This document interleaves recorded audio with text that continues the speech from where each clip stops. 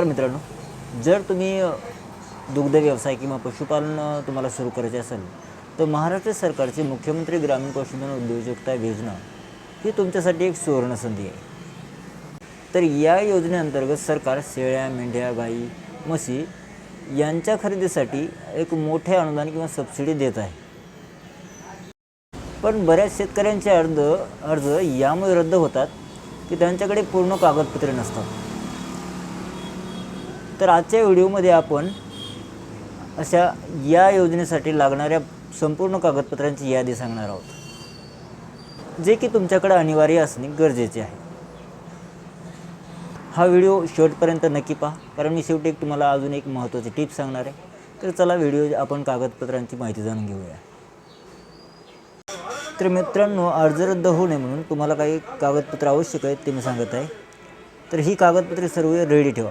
सर्वात पहिले म्हणजे तुमचं आधार कार्ड. सर्वात महत्त्वाचे म्हणजे तुमचे आधार कार्ड. आणि लक्षात ठेवा, आधार कार्डशी तुमचा मोबाईल नंबर लिंक असणे गरजेचे आहे, कारण आधार कार्डशी संलग्न असलेल्या मोबाईल नंबरवरच OTP अपडेट्स येत असतात. दुसरं म्हणजे 7/12. पशुपालनासाठी तुमच्याकडे स्वतःची जमीन असणे गरजेचे आहे. आणि 7/12 हा डिजिटल स्वाक्षरीमध्ये असणे गरजेचे आहे. तिसरे म्हणजे बँक पासबुक, कारण या योजनेची जी सबसिडी जे काय अनुदान मिळणार आहे ते तुमच्या त्याच खात्यावर जमा होईल. चौथा, जातीचा दाखला. जर तुम्ही अनुसूचित जाती किंवा अनुसूचित जमाती या प्रवर्गातून अर्ज करत असाल तर तुम्हाला याचा लाभ मिळू शकतो. त्या प्रवर्गासाठी 75% अनुदान मिळते आणि सर्वसाधारण प्रवर्गाला 50% अनुदान मिळते.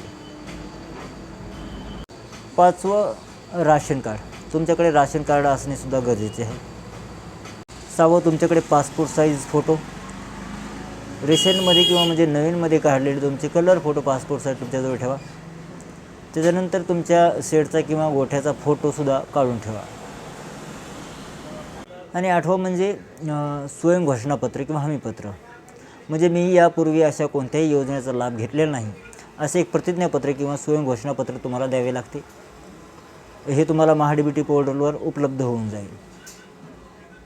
आता एक महत्त्वाची टीप, जसं की तुम्हाला व्हिडिओच्या सुरुवातीला म्हटलं होतं की एक महत्त्वाची टीप सांगेल.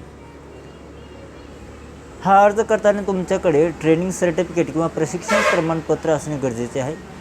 ते काढून घेतले नसेल तर ते काढून घ्या, कारण तुम्हाला अर्ज करताना हे प्रशिक्षण प्रमाणपत्र हे अर्जासोबत जोडणे गरजेचे आहे. आणि हे एक मुख्य डॉक्युमेंट असल्यामुळे तुम्हाला अर्जात प्राधान्य मिळेल. तर मित्रांनो, ही सर्व कागदपत्रे रेडी ठेवा आणि महाडीबीटी नवीन पोर्टल सुरू झालेलं आहे महाडीबीटी 2.0, त्यावर तुम्ही अर्ज करून घ्या. अर्ज करण्यापूर्वी ही कागदपत्रे पूर्ण रेडी ठेवा. आणि हा व्हिडिओ आवडल्यास आपल्या शेतकरी मित्रांना किंवा आपल्या जवळच्या नातेवाईकांना जरूर शेअर करा, कारण त्यांनाही कागदपत्र जोडण्यास मदत होईल. धन्यवाद.